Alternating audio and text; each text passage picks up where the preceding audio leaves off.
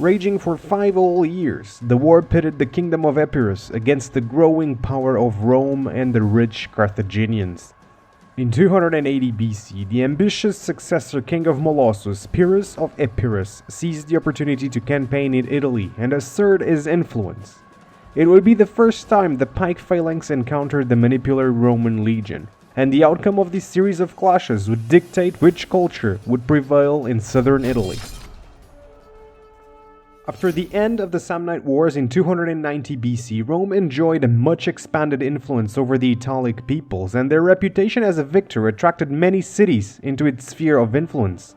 However, Rome's relationship with the Greeks in the south was strained, as the largest and most powerful city of Tarentum was unfriendly and wary of Rome's expansion.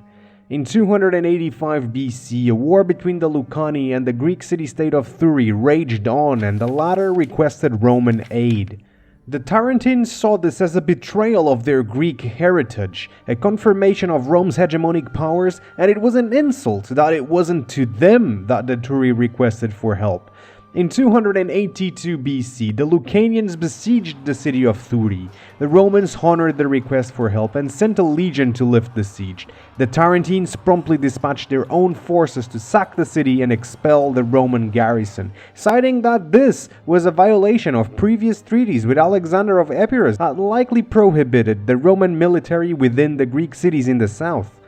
On the following year of 281 BC, the tensions between the Tarentines and Romans were at an all-time high, as a small Roman fleet sailed close to the Tarentine port. Likely going towards Thurii, the population of Tarentum was riled up and took the ships to attack the Romans. Immediately after the incident, Rome sent envoys demanding explanation, but instead, the envoys were insulted. Back in Rome, after heated debate and despite their wars and civil conflicts with the Lucanians, Etruscans, Brutans, and Samnites, the Senate decided for waging war against Tarentum. Winning such a war would greatly expand Roman influence in southern Italy and stop Tarentine aggression for good. Lucius Aemilius Barbula was sent to invade immediately, but before any hostilities he was to negotiate with Tarentum. Simply having Tarentum recognize Rome as the hegemon would further encroach Roman influence in southern Greece and ease any military operations in the area. The Tarentines were split between the pro-peace and pro-war parties, but the overbearing pro-war party eventually won the day. Their plan was to call for Pyrrhus of Epirus to aid Tarentum against the Romans, and amidst the negotiations with Rome, envoys were sent across the Adriatic Sea to the court of Pyrrhus.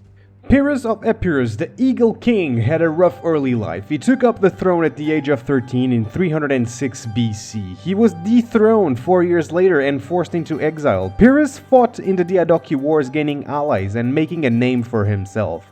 In 297 BC, with the support of Ptolemy I, he retook his throne. Soon after, Pyrrhus fought against Demetrius of Macedon, and in 288 BC, in a joint effort with Lysimachus, they conquered Macedon and decided to co-rule the country. 3 years later, Lysimachus betrayed Pyrrhus and took his Macedonian possessions. But in 281, Lysimachus dies. Demetrius took the opportunity to retake the Macedonian throne, but this time Ptolemy Ceraunus defeated Demetrius at sea and took the throne.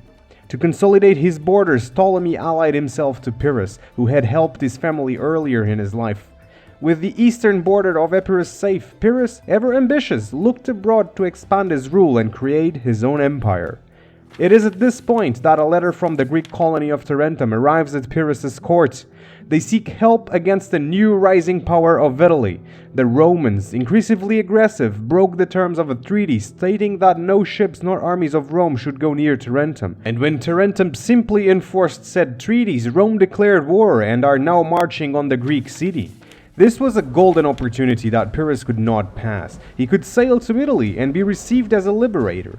He would be able to spread his influence throughout southern Italy and later invade Sicily to bring the Greeks there under Epirot influence, and all without being seen as an invader. The Ptolemies lent Pyrrhus an elephant contingent, together with 5,000 infantry and 2,000 cavalry, and in 280 BC, Pyrrhus took to the sea with 20,000 infantry, 2,500 light infantry, 3,000 cavalry, and 20 war elephants.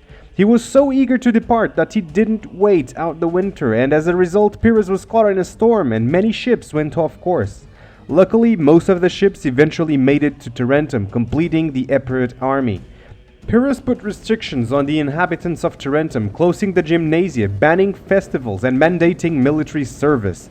Tarentine politicians were sent out to Epirus as hostages, and some were eventually assassinated. Pyrrhus had full control over the city and marched out to meet the nearby Roman consul Publius Valerius Laevinus. Pyrrhus tried to avoid a battle and wait for his allies to muster their forces, but the latter were taking a long time. Pyrrhus sent the Romans a letter asking for Rome to settle their differences with Tarentum, and Pyrrhus would be the arbitrator. If the Romans were to accept, Epirus would be their friends. If not, there would be war, and the Romans promptly declined. Both armies camped by the river Ceres, near Heraclea. Pyrrhus had a smaller army numbering around 35,000 men and kept denying battle, waiting for his allies. But the Romans were eager to engage. At dawn, Laevinus ordered a river crossing and thus started the Battle of Heraclea. The Epirot scouts were caught off guard and were run down by the Roman cavalry. Pyrrhus was surprised by this bold move, and seeing the 40,000 strong Roman army moving to cross the river, he ordered his cavalry to charge and his infantry to form up and move down to the river. The Roman cavalry met their Epirot counterparts, preventing them from attacking the still crossing Roman infantry. The Romans gave fierce resistance and held out long enough for the infantry to safely cross. However, the Epirot pikemen were now advancing on the Roman lines, and the Roman cavalry retreated. The Hellenic wall of pikes kept advancing and bore their spearheads on the Roman infantry that now engaged with the Epirots. This would be the first ever clash between two very different philosophies of war, the Pike phalanx versus the Roman legion. The battle raged for a long time as neither side could take the upper hand. At some point in the battle, Pyrrhus decided to switch armor with one of his bodyguards as he didn't want his troops to lose heart should the king fall in battle.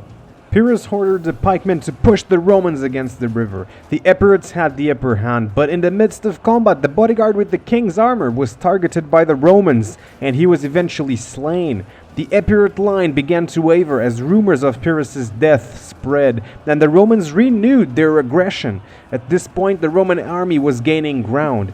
Grasping the magnitude of the situation, Pyrrhus rode forward bareheaded along the lines of his men to show he was still alive. This show of bravery strengthened their resolve.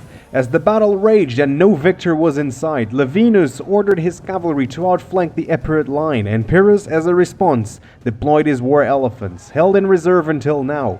Aghast at the sight of these strange and brooding creatures, which none had ever seen before, the horses galloped away and threw the Roman legion into a rout.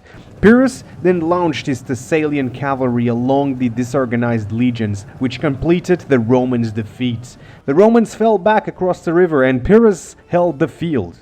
This victory, although costly, with anywhere between 4 to 11,000 Greek casualties and 7 to 15,000 casualties for the Romans, was of great importance to Pyrrhus. It signaled the Italian tribes and Greek colonies that Pyrrhus was a safe bet and that a Hellenic force could defeat the Romans. The hesitant allies of Pyrrhus finally joined them, and other tribes and cities soon followed suit, sending men to bolster the Epirot force. The Battle of Heraclea was everything Pyrrhus had hoped for. Despite losing some of his best troops, he beat the Romans and was hoping for peace and concessions. Some of the Roman allies defected to the Epirot king, and Epirot allies were now confident in victory. Following Heraclea, Pyrrhus once again offered peace terms. In Rome, it seems that the Senate was split, considering a truce with the Greeks. But after much discussion, the Pyrrhic Wars would go on. Stay tuned for the next episode of the Pyrrhic Wars. If you enjoyed this essay, I strongly suggest you watch one of these other videos on your screen right now. And of course, stay wonderful, Wolf out.